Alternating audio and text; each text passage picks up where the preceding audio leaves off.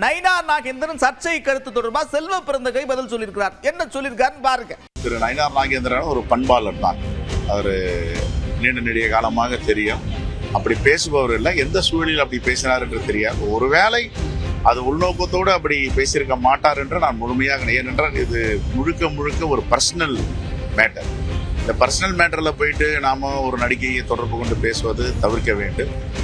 அவருடைய மகளாக நினைத்து பேசினாரா, தம்பியாக நினைத்து அவரை பேசினாரா என்று எனக்கு தெரியவில்லை. நான் அதை பார்க்கவும் இல்லை.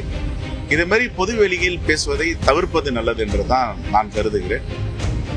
வேற யாராவது பேசியிருந்தா அதில் உள்நோக்கம் இருக்குன்னு சொல்லலாம். இவர் எப்பவுமே யாரை பற்றி தனிப்பட்ட முறையில் இது வரைக்கும் கூட அரசியலில் தனிப்பட்ட முறையில் யாரையும் அவர் அட்டாக் பண்ணுறது இல்லை. Soft spoken leader. இது எந்த விதத்தில் பேசினாரு, ஏன் பேசினாருன்னு தெரியல.